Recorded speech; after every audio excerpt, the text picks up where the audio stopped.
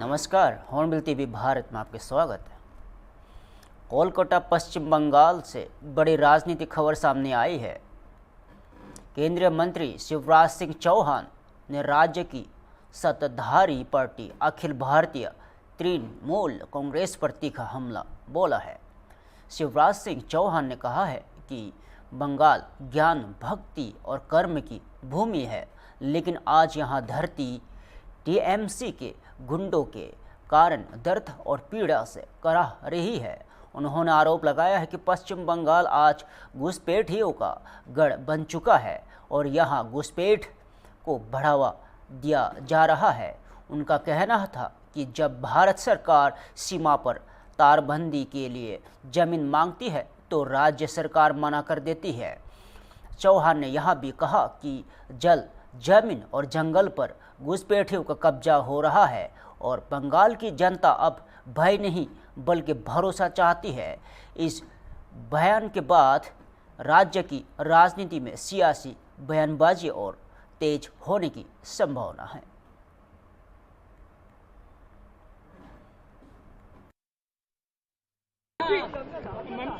मित्रों, आज बंगाल की इस पवित्र धरती पर आकर मैं आनंद और ऊर्जा से भरा हुआ हूं। ये वो धरती है जहां कदम रखते ही अपने आप मन वंदे मातरम का उद्घोष करता है। ये धरती देशभक्ति का भाव मन में भरती है। जय हिंद और भारत माता की जय का भाव अपने आप जागृत होता है। ये ज्ञान की भूमि है, भक्ति की भूमि है, कर्म की भूमि है। ज्ञान, भक्ति और कर्म का त्रिवेणी संगम है बंगाल। लेकिन दूसरी तरफ मन दर्द और पीड़ा से भी भर जाता है। वो पवित्र धरती जिसने पूरे देश में देशभक्ति के भाव का जागरण किया, आज टीएमसी के सिंडिकेट के अत्याचारों के कारण, यहाँ की मुख्यमंत्री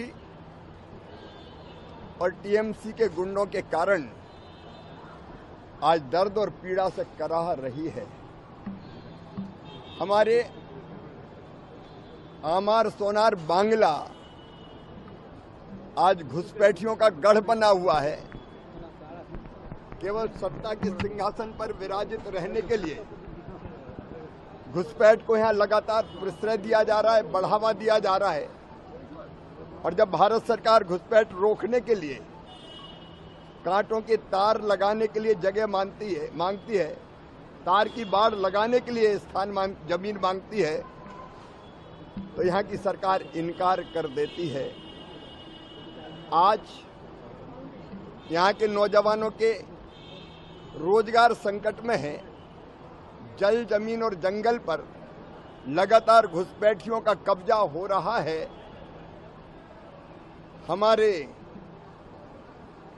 संसाधन उनके कब्जे में लगातार जा रहे हैं। यहाँ की डेमोग्राफी बदल रही है। और दूसरा दर्द होता है माँ, बहन और बेटी, माँ काली की इस पवित्र धरती पर आज अत्याचारों के कारण कराह रही है। रेप की घटनाएं, रेपिस्ट को बचाने के प्रयास, सबूत मिटाने की कोशिश और अपराधियों को संरक्षण देने का महापाप यहाँ की सरकार लगातार कर रही है। आज बंगाल की जनता परिवर्तन चाहती है। ये परिवर्तन यात्रा केवल यात्रा नहीं है, जन जागरण का एक नया संदेश है। बंगाल की जनता अब भय नहीं, भरोसा चाहती है। बंगाल की जनता अब संकट नहीं, सुरक्षा चाहती है। बंगाल की जनता अब करप्शन नहीं, विकास चाहती है। और टीएमसी का मतलब ही हो गया है, टी मतलब टेरर, ट्रेजेडी और टार्चर, एम मतलब मनी, माफिया और मर्डर। और सी मतलब क्राइम, करप्शन और क्रूरता। जनता इससे मुक्ति चाहती है और मेरा विश्वास है कि प्रधानमंत्री श्रीमान नरेंद्र मोदी जी के नेतृत्व में एक ऐसी सरकार बंगाल की जनता लेके आएगी, भारतीय जनता पार्टी की, जो बंगाल को प्रगति और विकास की दिशा में ले जाकर ये सारे अन्याय और अत्याचार। मध्य प्रदेश के श्योपुर से एक सकारात्मक पर्यावरणीय खबर सामने आई है।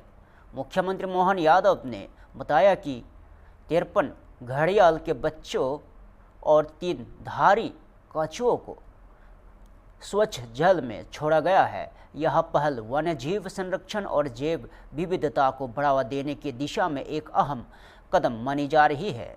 श्योपुर क्षेत्र चांबल नदी तंत्र के लिए जाना जाता है, जो घड़ियाल और दुर्लभ कछुआ प्रजातियों का प्राकृतिक आवास है।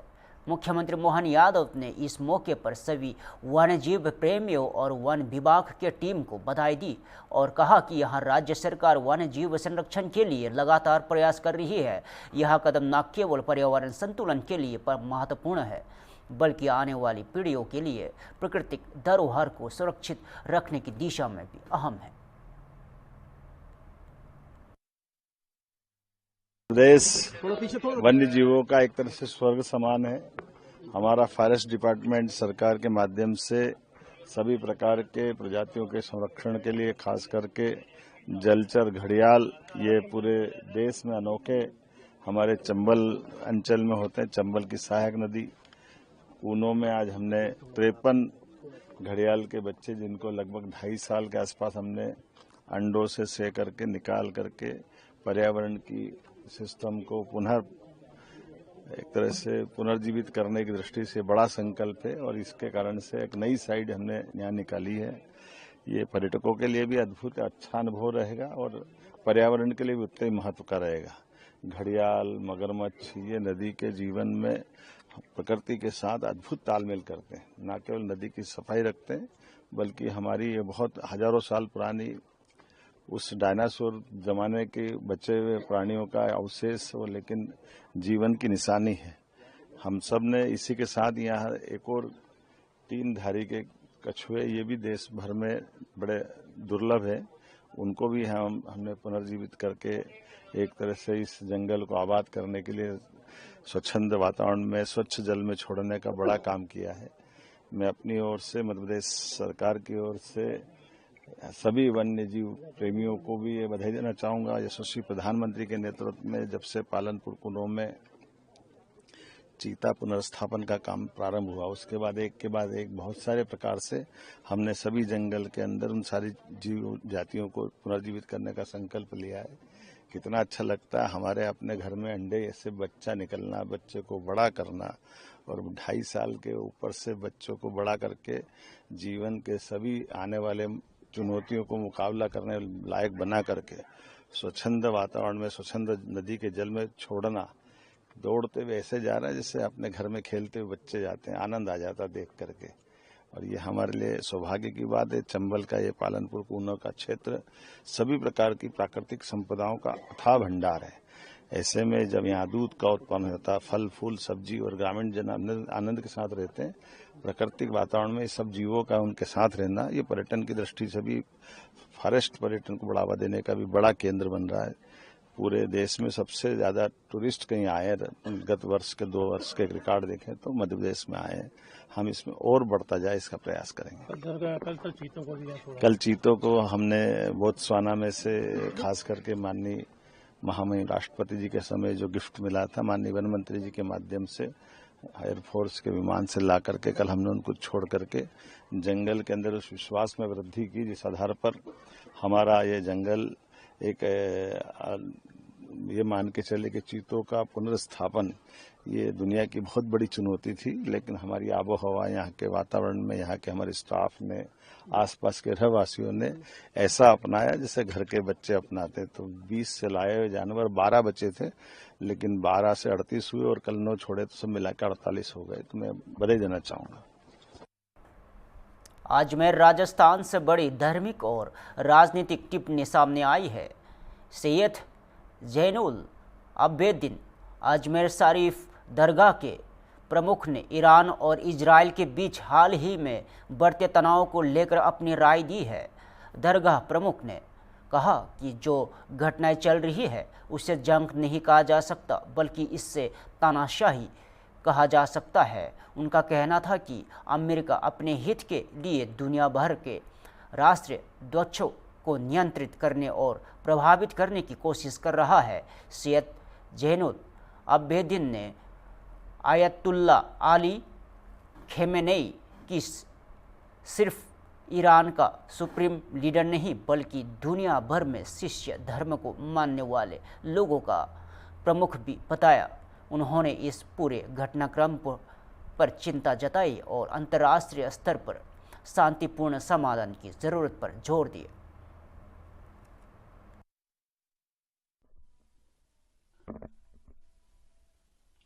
जनाब, ईरान और इजराइल की जंग पर आपकी किस तरह की राय है?